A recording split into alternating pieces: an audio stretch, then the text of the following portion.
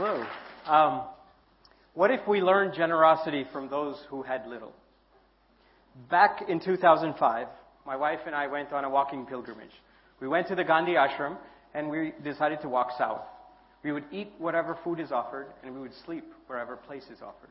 Along the way, we would do small acts of service. Our survival was very much dependent on the kindness of strangers. And not just strangers. These were people we didn't know, but they were also people who had very little. People like Udeshi Kaka. Udeshi Kaka comes up to us as we were walking one time, and he says, "Would you please come over to our home?" And we said, "Yes, we'd love to." He says, "But I have to warn you. I have a very small hut. No running water, no electricity. But we believe that guest is God. And if you come into our home, you'll bless us with your presence." We looked at that and we said, "How can you say no to that?" "Yes, we'd be happy to come." We go over to his house, and lo and behold, he has to borrow food to feed us. He borrowed food to feed us, the people that he didn't even know, just because he thought we shared a common divinity. It was incredible. All along the way, this was not an exception. As we kept walking, we saw people with very little would reach out in tremendous ways to just serve us, just because we shared a common humanity. A fruit vendor would give us a slice of watermelon. A barber would say, "No, you got to get a haircut." At that time, I even had hair. A grandma would give us water that she had to walk 4 hours to get. One after another, after a third, people were bestowing kindness on us. And it upended a lot of our paradigms. One of the most common myths of giving is that you need to have something to give. You know, parents say this all the time. My parents certainly did. What are you going to give with if you don't have something? So first go out and get something, and then you can give it. But is that really true? Do we need to have things before we can give? What if things wasn't the most valuable part of giving? Yes, there is an external element to giving, but there's also an internal element. And that's what I want to explore today.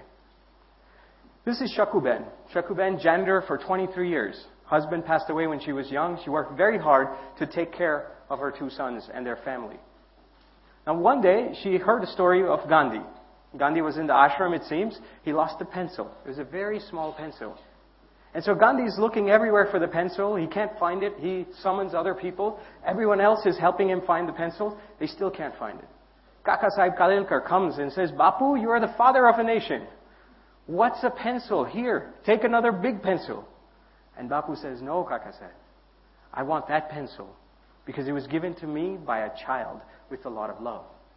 It wasn't just the pencil he was after, but it was the love that was embedded in that pencil.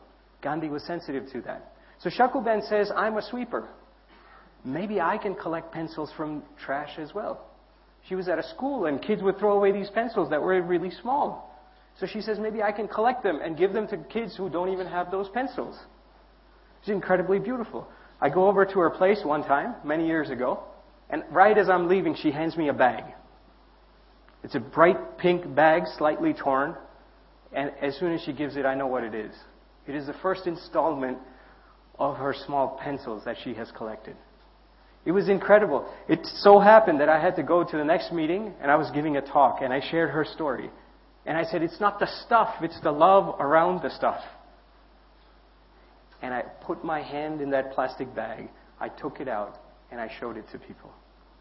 It was these small itty-bitty pencils, chewed-up erasers, semi-blunt sharpeners. They were all right there. It would have been so much easier for her to just go and grab a pen, go to a store, get the pencil, and give those pencils away. But instead, she waded through the trash so that her love was embedded in it. And why was she doing that? This is the first big insight. If we can value what cannot be counted, if we can value what can't be counted, we learn what Shakuben knows really well, which is that inner transformation matters. What happens on the inside matters. It's not just the stuff on the outside. But what exactly is this inner transformation? There are 2 elements to it. First is the physical element. Science tells us that if we give, we have better immunity, our biochemistry changes, we live longer. There's so much research that goes to show you how we have better health. Harvard professor Matthew Norton, he did a study on giving money. He says when you give money, when you give money to other people, you actually feel a lot more happier than when you spend it on things that you think you wanted. Even skeptics go into this experiment and saying, no, I'm not like that. I actually don't like to give money to other people. They did, and they ended up being a lot happier. Robert Emmons at UC Davis did this research on gratitude. When you give, you create relationships. Embedded in this cocoon of relationships, you feel a lot of gratitude. And that gratitude ends up having a lot of biochemical responses in your body as well. So giving is good for you, for your body. But there's also a subtler reason to give, which is that giving is good for our minds too. When we give, before we give, anything we give, we have to generate this other orientation. It's not about me. It's about the other. And when it's about the other, there's a stillness of the mind that comes in. And when then there is that stillness, we naturally step into our natural way of being, which is to be interconnected, to be interrelated. And in that state, we're no longer consuming for more and more things. We are content. We're not just consumers. We're actually contributors first. We don't open each door and say, what can I get? Is this useful to me? We actually open the door and say, what can I give? Starts to change your way of being. So if we lead with that inner transformation, we get to the second big insight, which is that everyone can give in their own unique ways. If I have 2 pencils and I give you 1 pencil, I have 1 less pencil. It's a zero-sum game. If I give you both, I have no pencils. But the inside gift, the inner transformation doesn't work like that. If I smile at you, I have more smiles to give. And actually, research shows that if I give more love, the more love I have to give. It's generative. So the gifts on the inside are not zero-sum. They're abundant. And because they're abundant, everyone can give in amazing ways. Like this man, Raghu Makwana. Raghu lost his legs to polio when he was very young. So even in the materially poor community that he was planted in, he was an outcast. One day he was with my grandaunt, and my grandaunt, he was homebound. But because she's homebound, she decided to do a little experiment. She would grow tulsi plants. And then she would call other people in her community and say, look, I have a tulsi plant that I've been growing. It's for you. It's a gift. She's happy because she gets to give, and she gets community, and others are happy because they get a tulsi plant. So Raghu looks at that and says, I can do that in my community. Because he walks with his hands, everyone knows him. And when everyone knows him, he also finds out all the problems in their community. So whenever there's a case of domestic abuse or violence, he shows up at their house. And he says, I have a gift for you. It's a tulsi plant. Now, tulsi is considered very sacred. Now, he goes in, he starts to share stories, he sings songs, he uplifts the whole vibration, and he leaves a tulsi plant. Now, this is a group project. The whole family has to take care of this. They start to come together in a very different way. And a couple weeks later, he will come back and check up on the plant and the family. This is a guy who walks on his hands. So in the last 18 months, he has given away more than 900 tulsi plants. Here is this guy who traditional dominant paradigms say, what can he give? He has nothing to give. He actually found a very unique way to give that only he alone could do.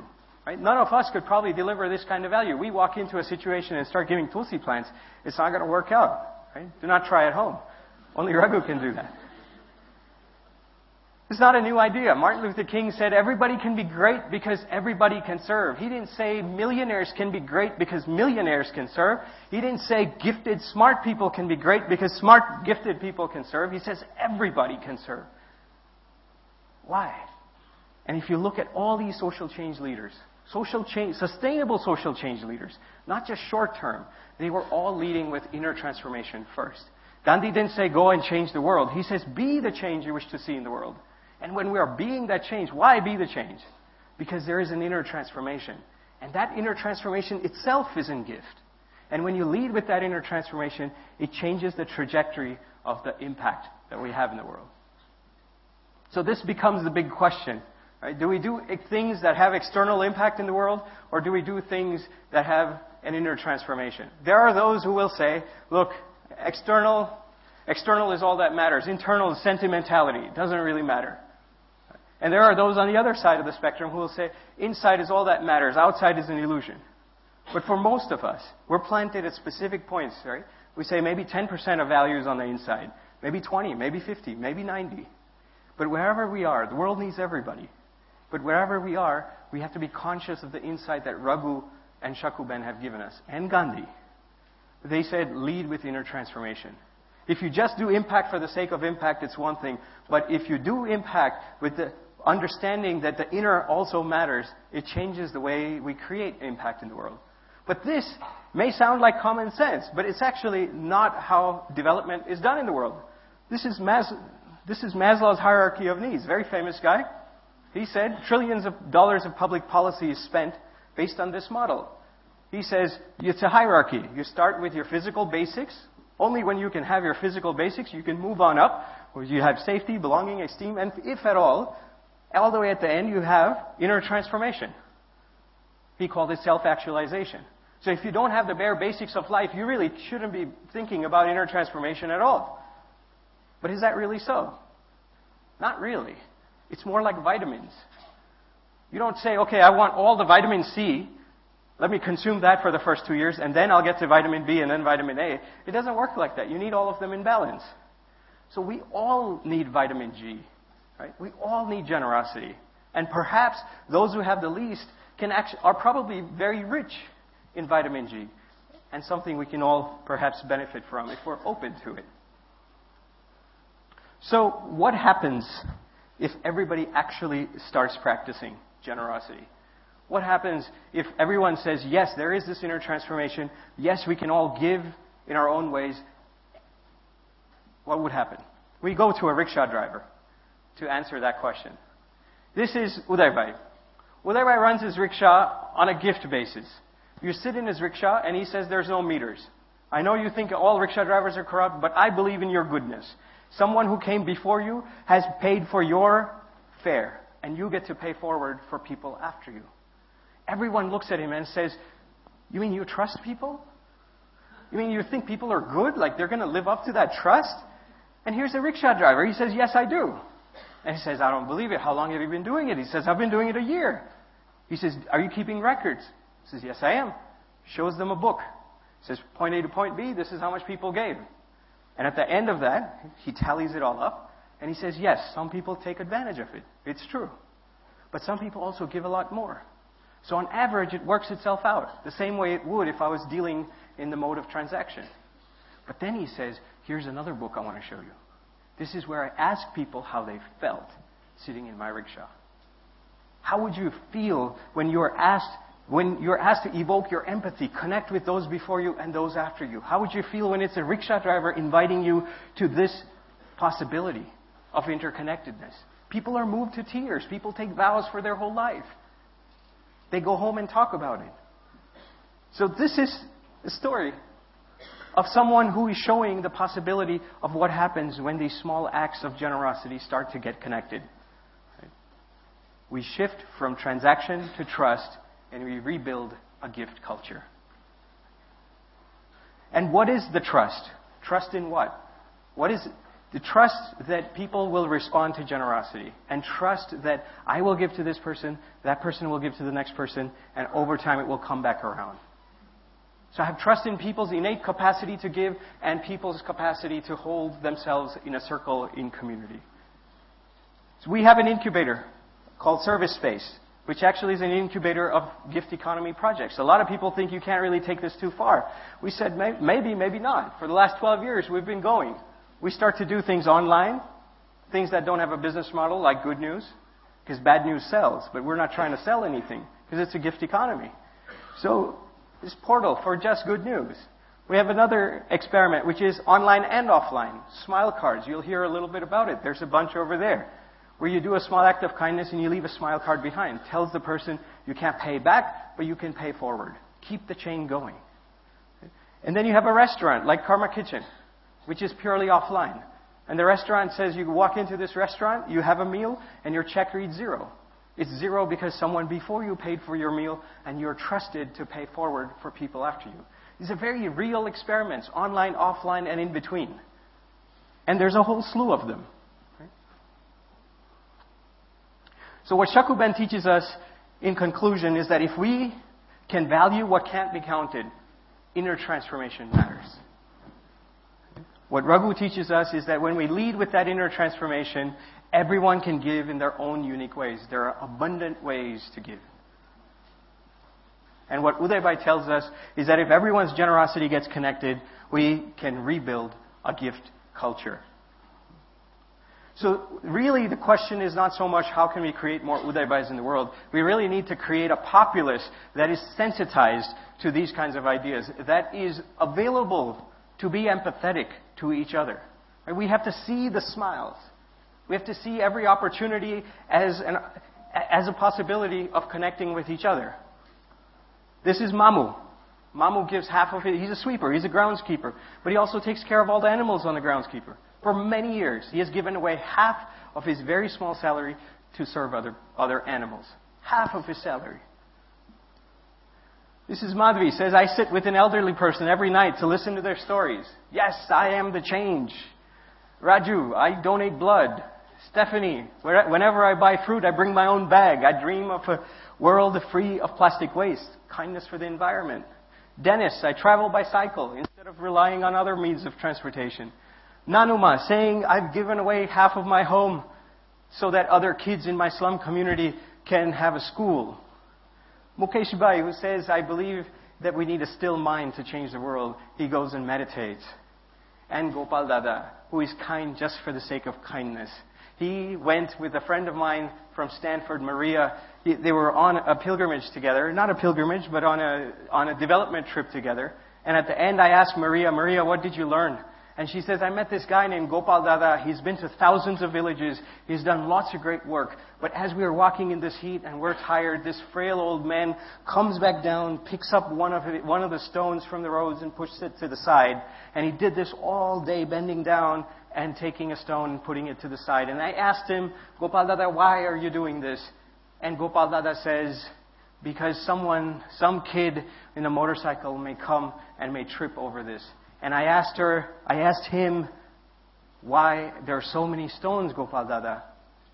You will never get rid of all of them. And he says, one is enough. It is enough. Why? Because it wasn't just that one is going to solve all the problems of the world, but that one was also going to create an inner transformation which was going to change him and his entire trajectory of the future forever. And that matters. Martin Luther King Jr. said, everyone can be great because everyone can serve. But he also added that you don't need a college degree to serve. You don't need to know the second law of thermodynamics to serve. You don't need to have your subject and your verb agree to serve. You only need a heart full of grace. You only need a soul generated by love.